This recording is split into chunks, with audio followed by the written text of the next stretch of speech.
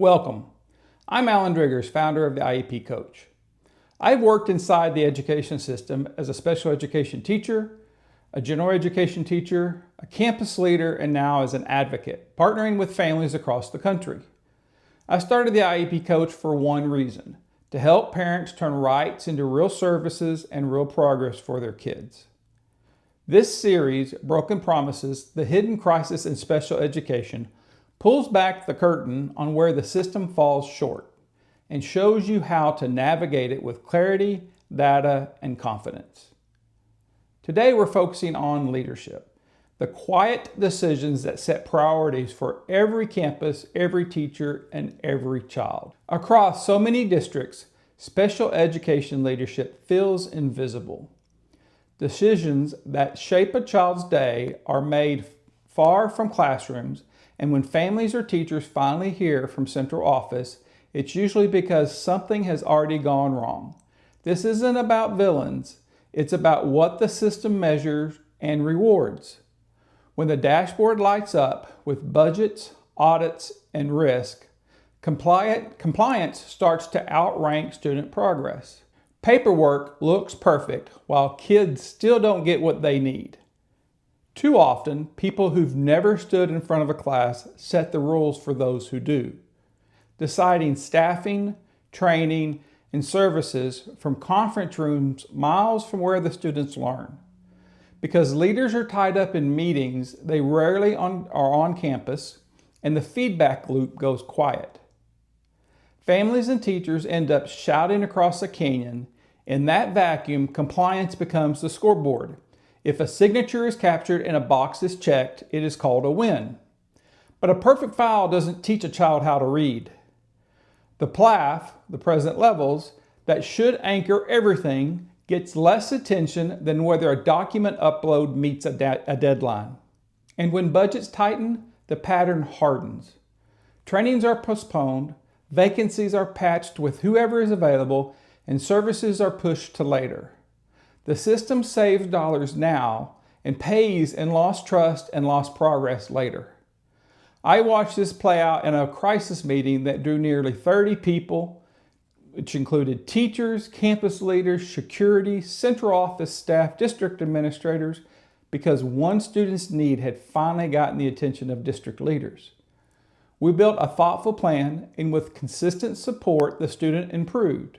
But while the teachers at the campus level were working daily with the student for 2 years, there were no check-ins from the very people who called the meeting. No review of how the plan was working or how the student was progressing. The system showed up for the fire, but not for the fire prevention. I've also seen the quieter versions. Mid-year budgets tighten. A promised training on how to design an IEP disappear from the calendar. Teachers are told, ask a colleague.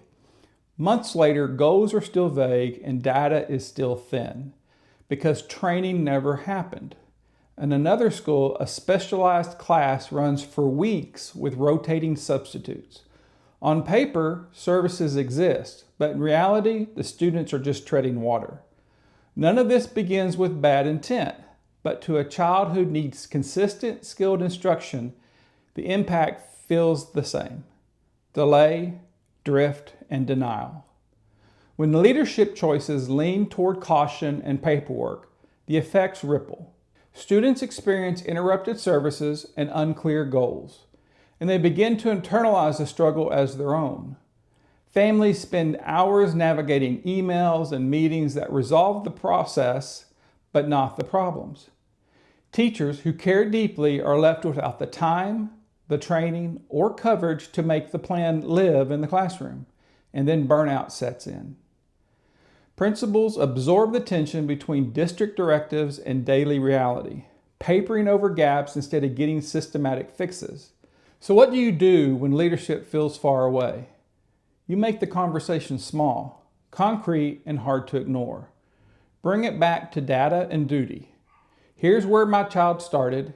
Here's the goal we agreed on. Here's what's been delivered, and here's what's been missed. What's our plan to recover services, and when will we sit down together to review progress? Calm, specific, student-first language changes the temperature in the room. It's not a fight, it's focus. Clarity helps everyone. Ask without emotion. Who owns this decision? When will we hear back? Can we capture the next step in a prior written notice so that we're all aligned? You're not looking for a longer meeting, you're looking for a living plan. If campus efforts stall, escalate thoughtfully.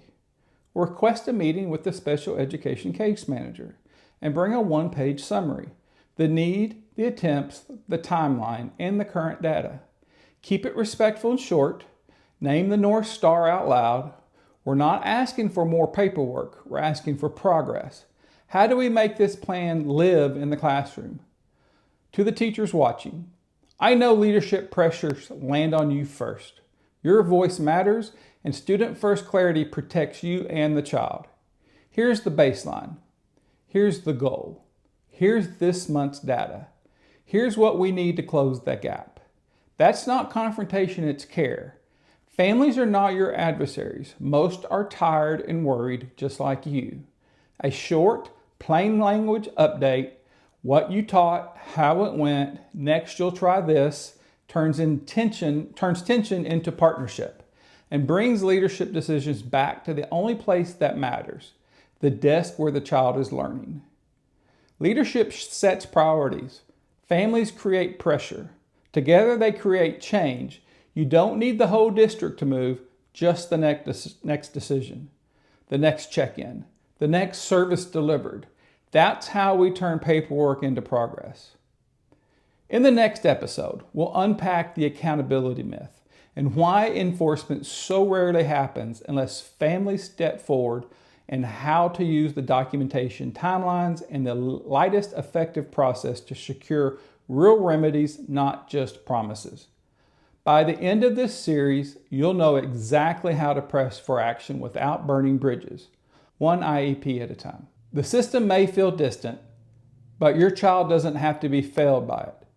Keep going, keep it calm, keep it concrete.